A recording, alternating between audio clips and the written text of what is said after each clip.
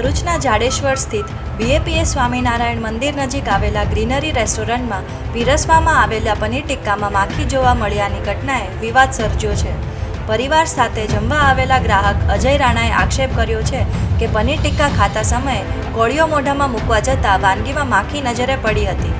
ઘટનાને પગલે પરિવાર દ્વારા રેસ્ટોરન્ટ ચાલકો સમક્ષ ઉગ્ર રજૂઆત કરવામાં આવી હતી।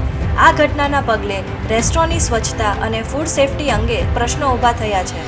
તાજેતરમાં ભરૂચ જિલ્લામાં ચાંદીપુરા વાયરસના શંકાસ્પદ કેસોની ચર્ચા વચ્ચે આવી ઘટના સામે આવતા ગ્રાહકોમાં પણ ચિંતા જોવા મળી રહી છે। બીજી તરફ રેસ્ટોરન્ટ ચાલકનું કહેવું છે કે અષાઢી દરમિયાન માખીઓનું પ્રમાણ વધતું હોવાથી આ ઘટના બની હોવાનું પ્રાથમિક રીતે જણાય છે।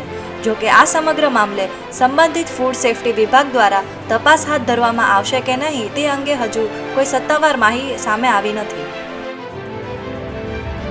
અમે ફેમિલી જોડે અહીંયા ગાડી ગ્રીનરી રેસ્ટોરન્ટ જાડેશ્વર સ્વામિનારાયણ મંદિરની સામે ફેમિલી જોડે જમવા આવેલા હતા। તો જમતા એક ઇન્સેક્ટ માખી જેવું લાગી રહેલું છે। તો માખી છોકરીની ડીશની અંદર આવી।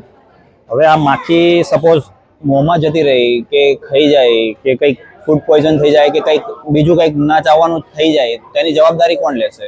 હોટલ મેનેજમેન્ટ તો કહીને હટી ગયા માખી છે, આપણે અષાઢ મહિનો છે એટલે વધારે માખીઓ થાય, એના કારણે માખી કદાચ આવી ગઈ હોય આની અંદર।